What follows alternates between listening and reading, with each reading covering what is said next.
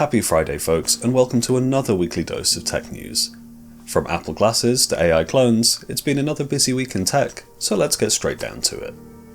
Amid the recent slew of users trying SteamOS for the first time, and Apple dragging hordes of new macOS users in with the MacBook Neo, the French government has announced plans to leave Windows behind in favour of a Linux-based alternative.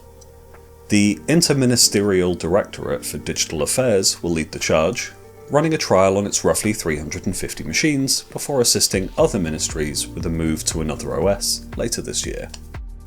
This comes as the country grows increasingly concerned with its reliance on North American tech companies and a desire for a more EU-centric approach to its digital platforms.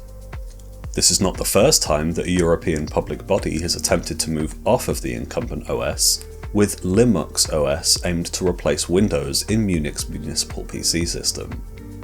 That experiment ran from 2006 to 2020, with the council eventually deciding they'll have to move back to Windows, though whether they'll try this again remains to be seen. The distro of choice for the French government is not yet known, although one of France's law enforcement bodies already maintains their own Gendbuntu distribution used across its own workstations. It'll be interesting to see how this plays out, and whether or not other countries follow suit in a permanent move away from North American software. Are you considering your own migration away from Windows? Let me know what distro you're thinking of trying in the comments. A fresh set of leaks were revealed by Bloomberg's Mark Gurman this week, detailing info on the upcoming Apple Glasses. The company has supposedly been working on the wearable iPhone companion for a while, and the first designs are starting to make their way out into the wild. Apparently, the company is already testing 4 different designs of frames to rival offerings from Meta and Even Realities. The glasses are rumoured to be camera and microphone only, with no display to offer augmented reality style features.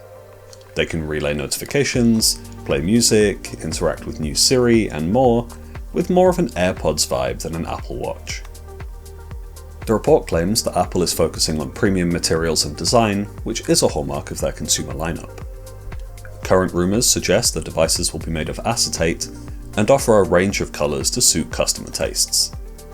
If this leak is accurate, it's possible we'll start to see more information as iOS 27 launches and folks start to reverse engineer the OS come WWDC in June. In a move that's surprising only because it hasn't happened sooner, Mark Zuckerberg is replacing himself with an AI clone.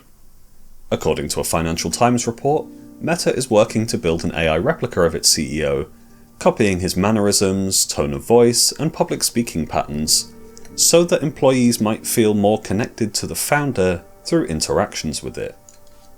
The goal seems to be to reduce the burden of managing smaller decisions and interactions with employees, instead offering the tasks to a soulless machine, which is a replica of their soulless founder.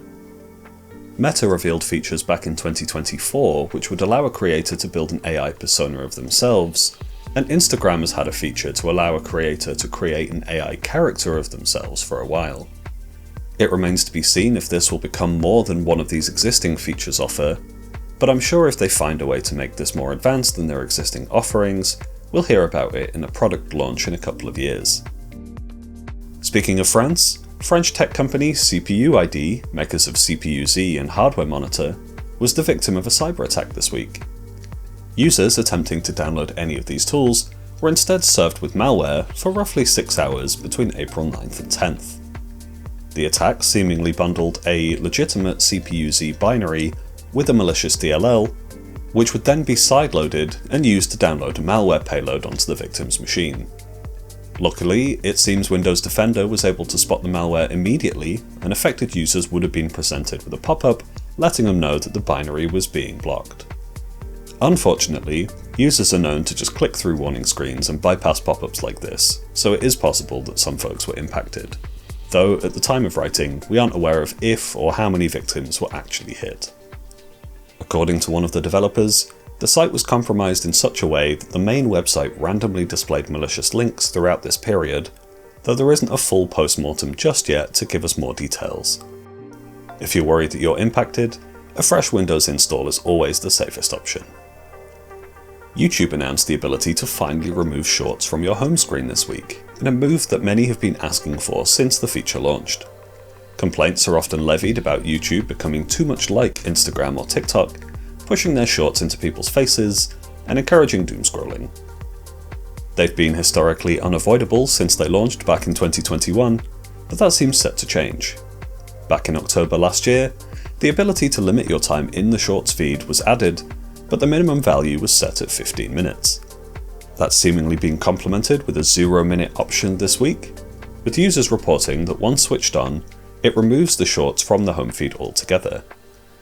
YouTube claims that when selected, you may still see individual Shorts, but that's better than having a bunch of them shoved in your face every time you launch the app.